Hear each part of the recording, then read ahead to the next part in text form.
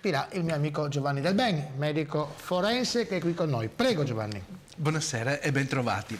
Allora, ad aprile la Giunta regionale del Friuli Venezia Giulia ha approvato una delibera relativa al fabbisogno di posti letto per anziani non autosufficienti, quindi per le case di riposo, e come ordine di grandezza fa sì che la nostra provincia di Pordenone abbia 1800 posti letto circa le case di riposo, che vuol dire 5 ogni 100 anziani con più di 75 anni.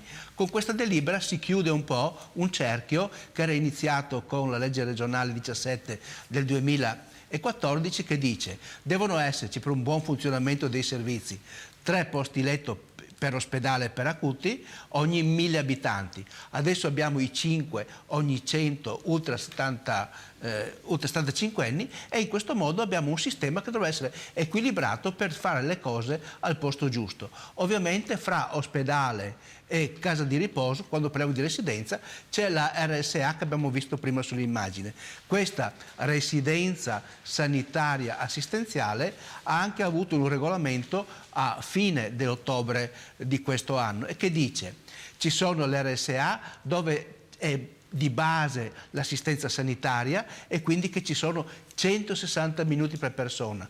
Poi ci sono quelli di media livello che hanno 240 minuti di assistenza per persona, e poi quelle che sono riabilitative, e su queste ci devono essere 190 minuti di assistenza individuale più da 1 a 3 ore di assistenza di fisioterapia.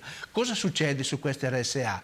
Che se si sta più di 30 giorni si comincia a pagare anche una retta da parte del ricoverato, e questa retta è la metà di quello che l'azienda sanitaria paga a chi gestisce le RSA. Mentre per le riabilitative questo tempo non è di 30 giorni ma di 40, cioè quasi quasi un misto fra l'ospedale, che è gratuito, e la casa di riposo, che è in pieno pagamento. Ad ogni modo, nella nostra regione dovrebbe essere venuto il tempo dell'approvazione di un nuovo piano sanitario, sociosanitario e assistenziale, che specifichi esattamente quale deve essere il ruolo dei comuni che hanno compiti in questa materia.